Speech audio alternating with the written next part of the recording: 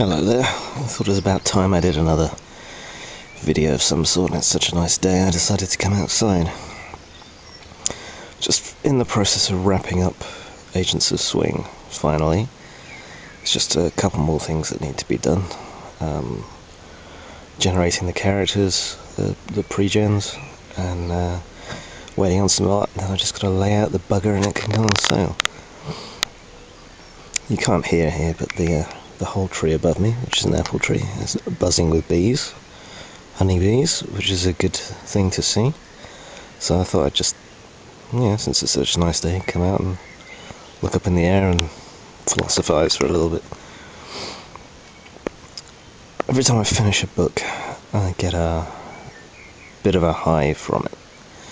There's no feeling quite like it, but I also find myself philosophizing about what I've done, how I approached the book I just finished.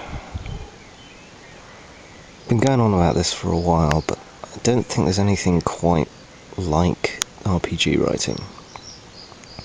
It's different to any other form of writing. You're not writing a story, you're not really just kind of laying things out and telling people about them. You're crafting a context in which other people's stories can take place, and that's really quite challenging and difficult. That's also what the role of the GM is.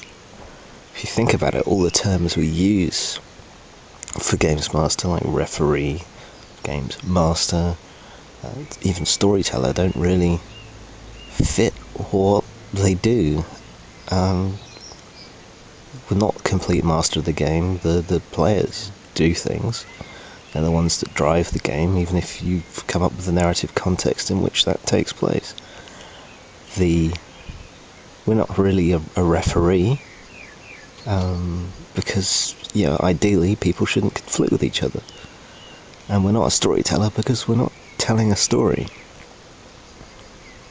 Terminology, isn't that important, but it does help build people's expectations.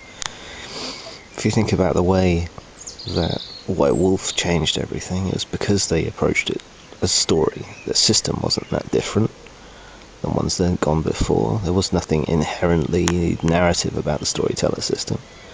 But what was different was the attitude. Some people might strike that off as being pretentious or whatever. But it did change things, it did change people's approach.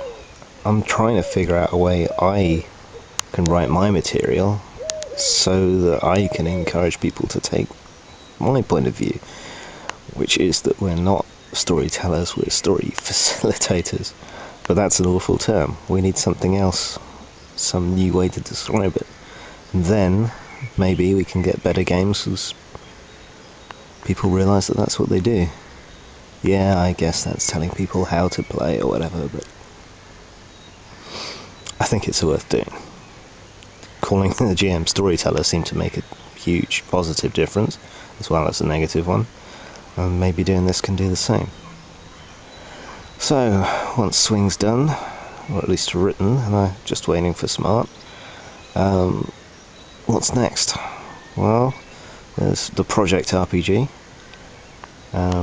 which is in very early stages, but shouldn't take too long to get around to.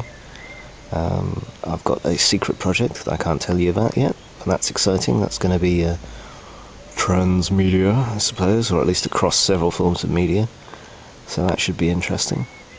We've got license agreements coming through from DreamPod 9 and Cubicle 7 and so on, so I hope to be able to do something with the Silhouette system at some point, and some official support for Legends of Unglair and Starblazer. That should be fun. So there's a lot of stuff coming up. Tough Justice as well, Ian's latest work. Bit of a departure from him from pure comedy, so we'll see how that goes. That's all ready for layout. Well, signing off from a weirdly sunny England. Have a good one.